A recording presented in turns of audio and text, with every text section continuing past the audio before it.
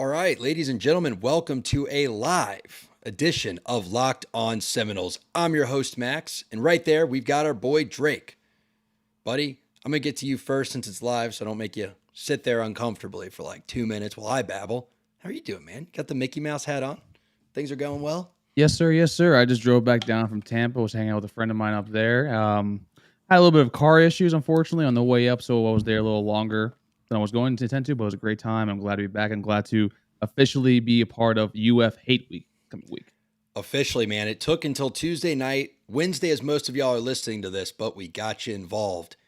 Yeah, it's we got a good show tonight, guys. We're going to touch on a little bit of recruiting. There's a couple updates we want to give to you, but it's the same old, same old. The class is coming together. Mike Norvell's crushing it on the trail. And, we're shaping up to potentially be the best program in the state of Florida for several years to come. And then we're going to do what anyone wants to do this week. Before we go spend time with our families, we're going to talk about the school we hate more than anything. We're going to preview the Florida game. And, this is our last episode, likely, of the regular season if we don't drop one Friday. So I'm going to have to look back a little, get a little sentimental. Before I do that, folks, just thanks for listening. Thanks for being here on this journey. I mean, it's been a wild one. If you're listening on the podcast, thanks for being here. One of the OGs. Make sure you check out the YouTube. Hit that subscribe button. Like the videos. All of it helps. If you're on YouTube and you want to go mobile and you don't want to pay for YouTube Premium because literally no one does, please stop giving me pop-up ads. Go to the podcast. Locked On Seminoles on all your favorite podcast platforms. Drake, roll the video and let's get started. Let's go.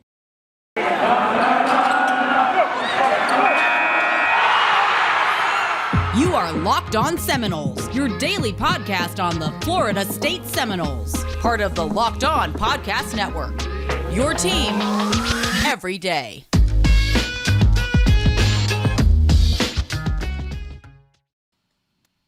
All right.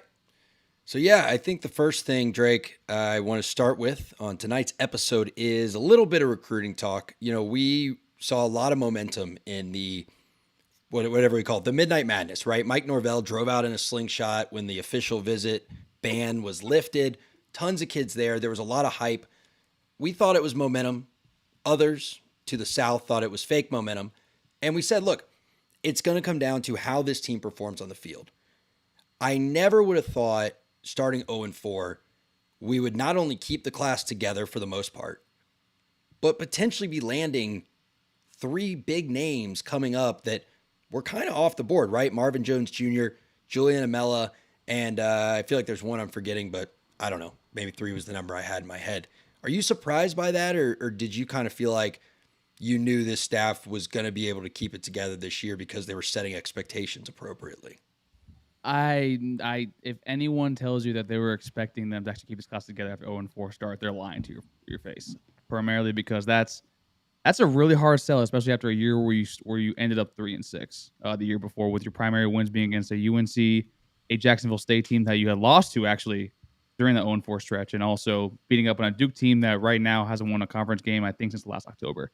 So primarily, I didn't think that, and I think it's a testament to how hard they worked, on the trail, and also how they've kind of kept expectations for these kids. Like, hey, listen, we're not a very good football team. We're just not. But we can scheme with some certain plays. Like, we can point out certain ways where you're able to help us, like a Keyshawn Helton drop, Kevin Coleman. You're going to catch that. If a Darius Washington misses a block, Julian Armella, that's you right there.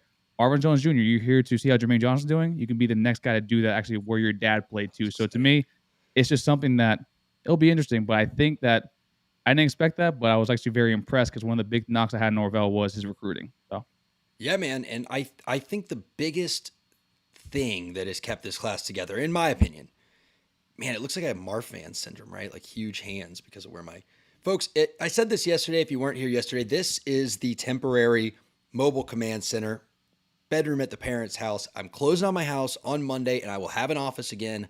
I promise. I will be like a normal person. Anyway, it doesn't matter. But I think they have shown it literally every position, unless you could think of one. I can't think of a single position where there is not someone they can point to and say, look how well we've developed him. Imagine what we can do with you, right? Look at what Kalen DeLoach was 8 games ago and look at how he just played. Look at where Jordan Travis was last season, and look at where he is throwing now. That's Kenny Dillingham talking to, AJ. Marvin Jones Jr., again, like you said, look at what Jermaine's doing. Safeties, that's a really productive unit. You've seen not only good play, you've seen bad play too, but again, you've seen progression and development. And these kids, I don't hate them for it. Most of them have one goal in mind, and that's getting to the NFL, making money. And you're only going to do that if you have good coaches developing you while you're in college. So anyway, I think that's probably the biggest contributing factor I've noticed. Yeah, and I think another thing too that was like, it really is nice that actually we're going into the end of the year where even if we don't win a game against Florida, that actually we still be able to retain probably every single kid that we have currently committed to the class with still some other kids coming in. So actually I was one of the first people actually when we hired Mike Norvell, I wasn't like stoked about the hire. One of my biggest things was, one, his recruiting left a lot to be desired in Memphis. Two, his original staff had nobody with recruiting ties to South Florida at all whatsoever. After 1 year, after last year, he's like, hey, I got to fix that. Hired Ryan Bartow, got Kenyatta Watson, and also got Randy Shannon for, analyst position, which helps immensely with South Florida. So to me, it shows that I gave Mike a lot of flack for not adjusting or having a proper plan B or C after his plan A goes slightly awry. But I think so far that he's proved me and a lot of people wrong actually in that regard. So I actually give him kudos for that.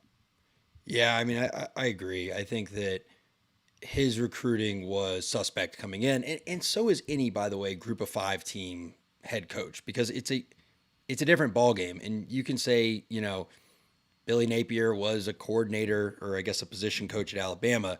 That's not the same thing as being the head honcho. You're going to recruit differently when you have Nick Saban's name on your back than when it's just you. Sorry. Or hanging out with Jimbo Fisher for I think 3 months before he went to Bama. Actually, he was here. Oh well, good. For him. Anyway, so yeah, I think it's great to see the class coming together. Kind of last piece of news, if you hadn't seen, Travis Hunter took an official visit to Jackson State to go see Deion Sanders, and I couldn't think of a better sign that he's not looking elsewhere and that he's committed to Florida State than him burning an official to basically go hang out with Deion Sanders for a weekend. So I think that's probably a great sign. Now, I want to talk about the Florida game, Drake. Before I do, though, I want to help the folks be a little happier for this happy Thanksgiving. Guys, download Prize Picks. It's a great way to watch a football game. There are individual props for pretty much any player you can think of. You can go after the stars where the lines are probably sharp. You can go after some folks that maybe are off the beaten path where the lines might not be. Doesn't matter. You're going to draft a team of 3 to 5 guys when you download Prize Picks in the app or the Google Play Store. And each of them is going to have an individual prop. You're going to pick, hey, do I think they're going over or under this number in this statistical category? If you're right about 3 of the 5 players you draft, you'll make back money on your entry. If you're right about 4, you'll make back even more money. And if you're right about all 5, drinks are on you, man, because you just had a great day. Let's go to your favorite high school bar. It's Thanksgiving night in your hometown. And again, you can sponsor the whole event because you hit all 5 of your players on Prize Picks. So go to Prize Picks, App Store, Google Play Store, and use promo code LOCKEDON. They will actually match your first deposit up to $100. So you put in $100, you get $100 of free money to play with.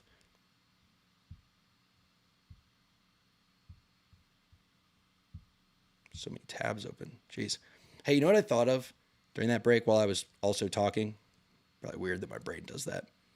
If we win on Saturday, Mike Norvell, funny stat, will be 2-0 against in-state rivals and 1-1 against the Jacksonville State Gamecocks.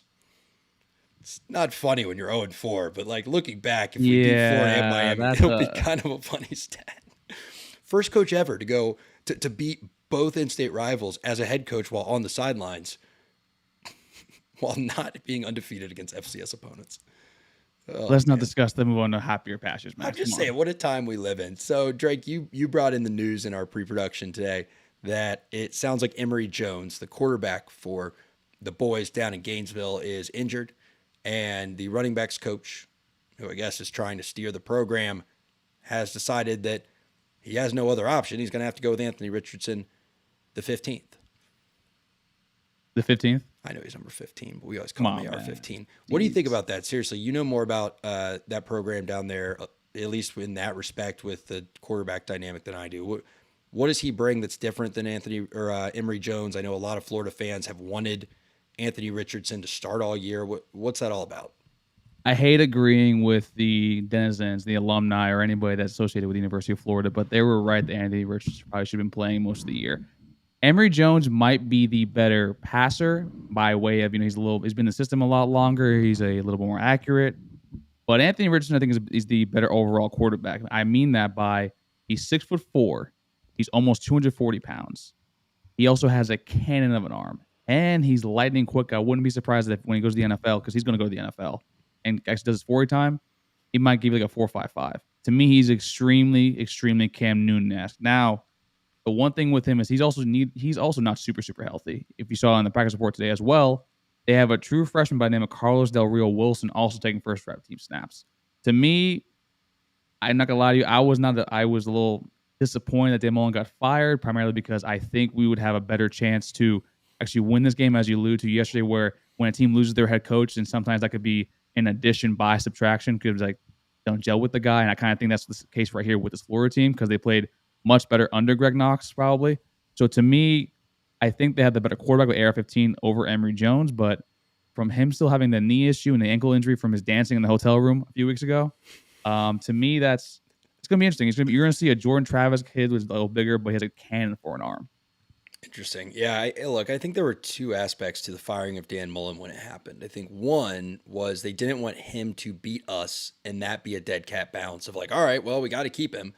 And two, I think they thought, hey, we already know we can't keep him, so let's get rid of him and see if that doesn't energize the team, and maybe we get a Florida State victory out of it.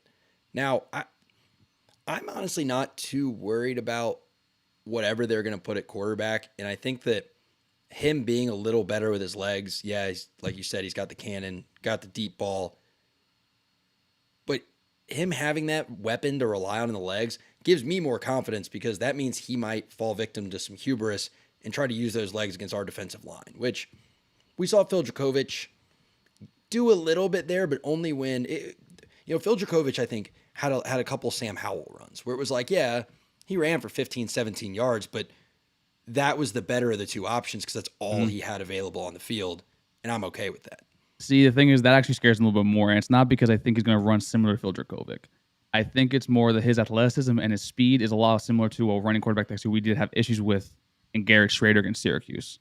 And if you notice too, Fuller doesn't play like your traditional QB spy, if you've noticed actually in a lot of the games.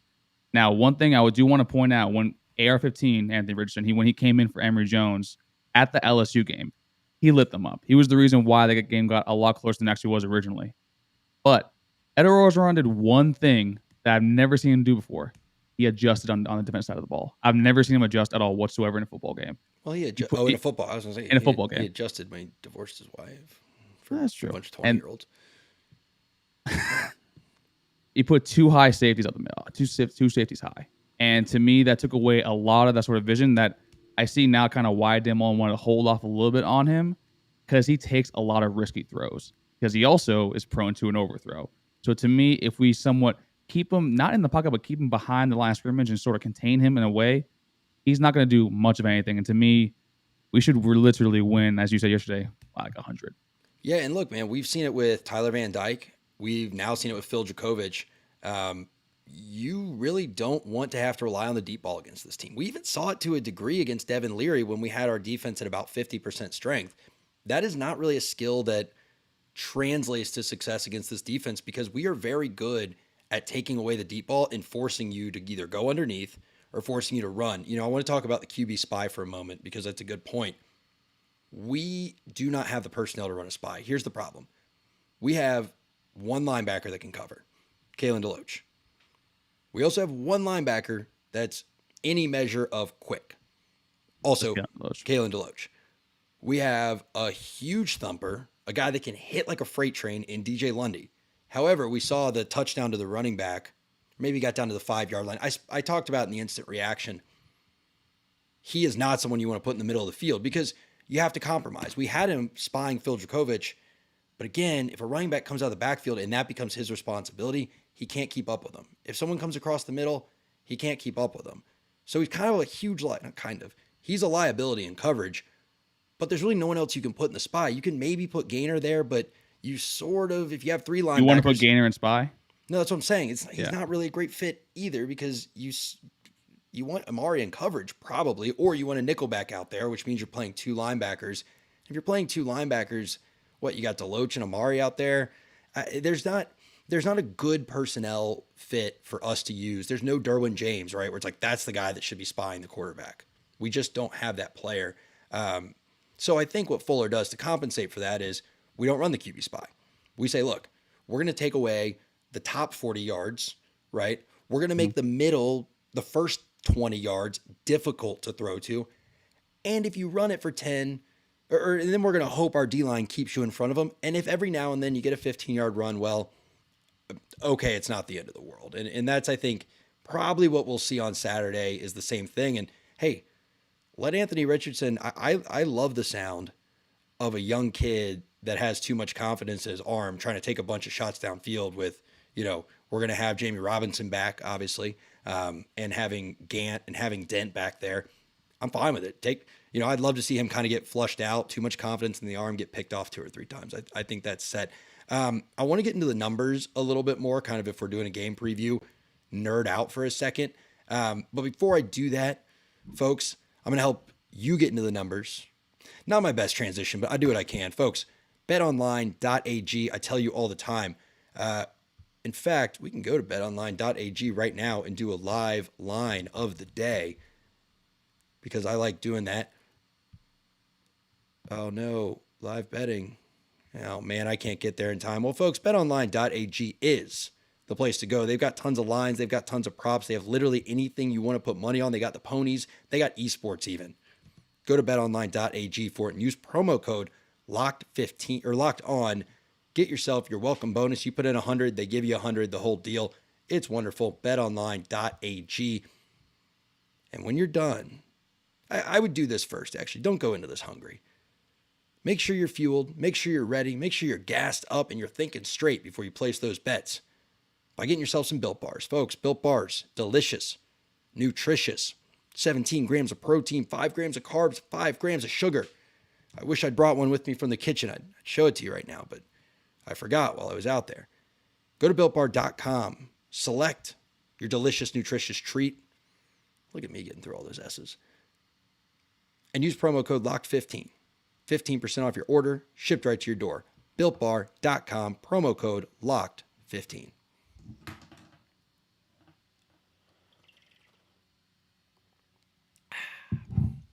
Oh, man. So, I guess so the Florida team is weird because I like I said, I like to nerd out in the numbers, but several gamblers have talked about how there's had to be a Florida adjustment this year because they don't make any sense. No, they really don't. There is this cool metric I found called, what's it? I don't know. It's GLS. It basically stands for, I don't know. Is it good? I don't know what it stands for. Doesn't matter. But I know what it measures. And it measures how would a good team, that means a team 1 standard deviation above average, perform against the schedule this team's faced. Now, if you don't know statistics and stuff, that's fine. It's boring. A standard deviation just means the next, gosh, how to explain this? I actually don't know how to explain it. I just use Excel to calculate standard deviations. I would say, bro, we're in our MBAs right now. We don't need to explain that stuff. We just put it in, I honestly don't know how to explain standard deviation. I know how to put it in Excel and I know what it tells me, but explaining it, that's a whole different. Anyway, so basically it's saying what would a team that's that's good do against your schedule? Florida is 4-6. A good team against their schedule should have 3.81 losses. Florida has 6. An average team against their schedule should have 6.01. So they're playing like an average team. But if we go to the FIMRAL rankings, the efficiency rankings, they're ranked 33rd in the country. Now, 33rd out of 120 that would be 2 standard deviations out, meaning they should be in the upper good to pretty good, really good teams. And yet, they have the same number of losses against their schedule as just an average team. You think a team rated 60 to 75th should have.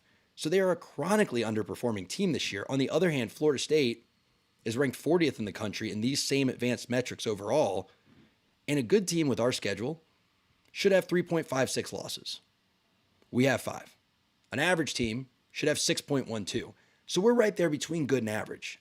Drake, I hate to break your heart or at least make you relive the painful memory, but you take out that Jacksonville State loss, we've got 4 losses. That's right where a good team should be. And that'd be 2 ahead of where an average team should be. So, like, I think what I'm saying is we are actually outperforming our numbers, and Florida is substantially underperforming their numbers. Now, the question is, was Dan Mullen the reason that a less talented team was able to get those numbers up to a high point early in the year?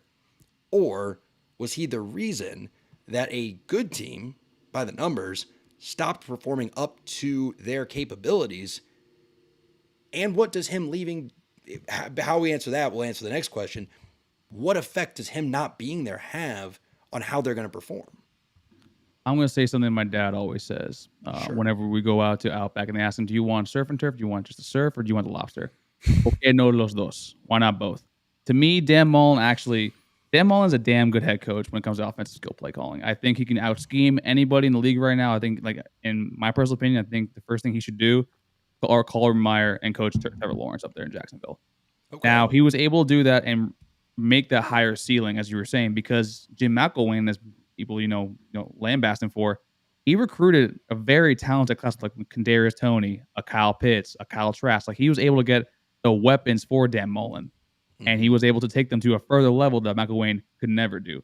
Here's the problem: Mullen hates recruiting. It's like a known fact that man is extremely awkward. He doesn't connect with the kids very well. He also doesn't like recruiting. I mean, there are reports out there where he took vacation during the offseason, where for football, for NFL, you can do that. But for the college, recruiting is 24/7, 365. And that's why he had we'll worry about recruiting, once the football season is over. You can't have the mentality with college football. So to me, like, those metrics now is just showing him he's still scheming up very well. You see with the offense, I mean, they gave up 52 points to Stanford. They still scored 70. The problem is he hasn't been able to refill the cabinets with, weapons, with either on the defensive side of the football or the offensive side of the football. And to me, that's sort of the issue there is he had everything, and then he wasn't able to reload anything, with what he wants to do. You're absolutely right. It was a churn and burn mindset. I mean, he needs people under him to put good players in front of him, or else he's useless. I mean, you can be the best coach in the world. If you don't have the talent, who cares, right? It's irrelevant. He got 3 years out of McElwain's players. His first year, he did bring in a pretty decent recruiting class. AR-15 is one of his recruits. Mm-hmm. But, I mean, it just was, I don't think, and we said this last year. We said it at the start of this year. Holly said it. Stacy said it. He was not building a sustainable program at the University of Florida. And that's why I'm sad to see him go. Because I frankly thought his success would earn him at least 2 years of implosion, right? Like, we'd get 2 sliding years of him just crashing and burning before they gave him the boot, and we'd get to really beat up on him for those 2. Then we get 2 or 3 more of a rebuild. Now we're in a situation where maybe Billy Napier comes in, maybe it's Bob Stoops. It's not Bob Stoops, but Bob Stoops is now the betting favorite. He was that last year too. Yeah, no, he's not. If you look at the odds board for the Florida job now, it's the same exact odds board from last year for us. If Bob Stoops, let me put it this way: if Bob Stoops decides to coach at the University of Florida, that will not bother me in the least, because that is not the same Bob Stoops that was thinking rationally and coaching good teams at Oklahoma. That's a guy that's lost his marbles, and I am happy to play him for the next 3 to 5 years until they realize their mistake, and we will beat on him just like we've spent 2 years beating on the last great coach that returned to where it all started up in Chapel Hill. So didn't work out for North Carolina against us. I don't think it'll work out for Florida against us. The point I wanted to get at, though, is that we are a much more balanced team, right? You look at where we are, right? 39th offense, 41st defense. Again, I'm using FEI right now. I can look at some other stuff in a minute. Florida, on the other hand, 53rd best offense, 16th rated best defense.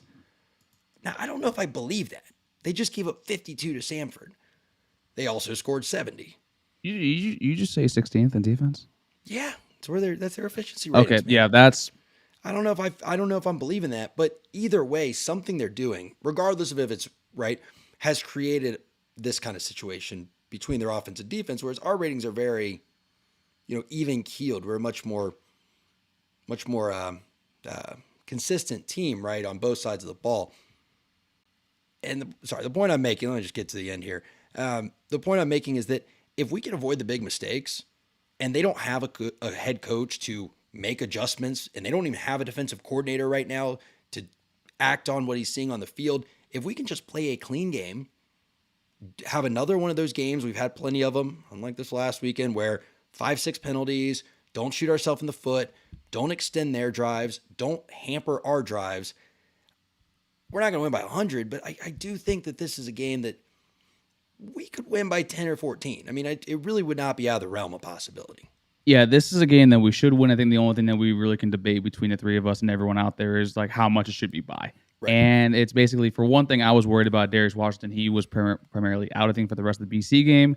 He actually apparently did fully dress and practice actually today, which is great news because I don't want to see Bray Scott out there if not necessary. I mean, he's a good player, good kid, but D-Wash, has been our best, pass blocker all year, especially because this defensive line for Florida, while it isn't elite like it should be, but they have a Gervon Dexter, a Brandon Cox, a Zachary Carter all up on the line that they will give us trouble. I will not be surprised if, DLT or Mo Smith, who have been sort of our weaker leagues on the line after being, our studs last year, can be exploited. So to me, it's going to be very interesting to see our offense needs to stay on the field long enough to give our defensive breathing room.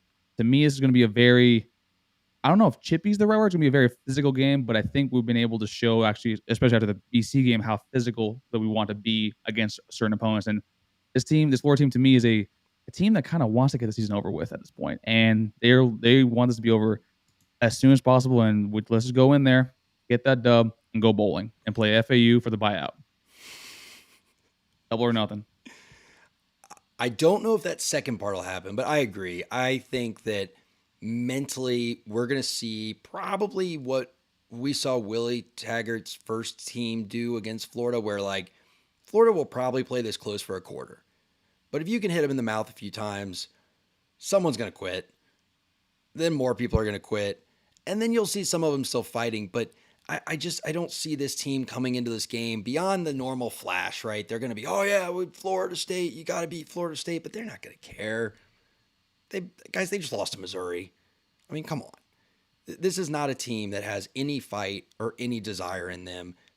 It's not there. It's just the flame has been extinguished. It's gone. And much like Dan Mullen's most recent job, it's over. So I think we're going to go in there. I think we can beat up on this team pretty well. It's one of those things where you don't know with this Florida State team what you're going to get. And the worst part is you don't even know during the game. We could get up by 21 and it's I don't feel comfortable yet. I gotta see this thing through to the end. But either way, I felt super uncomfortable even when we were up by 27 and a half. I felt horrible. Yeah, no, I'm in the same boat, bro. And I think that but the last thing I'll say, I think expectations wise, it almost sucks that Dan Mullen's gone and the coaching staff's in shambles because now there's no excuse to lose this game. But it's a huge positive that Mike Norvell could go 2-0 against both in-state rivals this year. And it's an even bigger positive that, it looks like Miami's going to either keep Manny Diaz or let their alumni start being involved in player evaluations and coaching decisions. And it's going to be an absolute disaster. So we're the most stable program in Florida still. The horizon is bright. And, dude, I just can't believe we made it through a regular season. Pretty crazy. Feels like just yesterday we were talking about this stuff and playing what if, and now I don't know what to do for the next 8 months. It's going to be sad. We're talking about basketball, baby. Triple D's coming back tomorrow. Not tomorrow. It's coming back this week. Got Dave, back on the horn. Got basketball. We got baseball. Shout out women's soccer right now. They're in, I think, the Elite 8 for women's soccer. So let it ride, girls. And trust me, we got a lot of content for until next football season when we should be 9-3. So that's right, folks. We cover every single sport. We are here 5 days a week, except this week because we're going to spend some time with our families. Seriously, thank you so much for being here. Thank you for making this season as special as the players made it for us in a lot of ways. Make sure you're subscribed. Make sure you're following along. Triple D's, Drake just mentioned, that's Dunks, Dribbles, and Dimes as our weekly basketball show. Again, we'll bring you every sport. Can't wait to see what happens on Saturday. Can't wait to see what happens in the future. And just can't wait to see the dumpster fire continue to burn down in Hogtown. I'm Max. That was Drake. And this was a live Locked On Seminoles. Take care, everybody. Be thankful out there. And don't forget that FSU took the number 6 team in the country to overtime. Take care. Which sport was that in?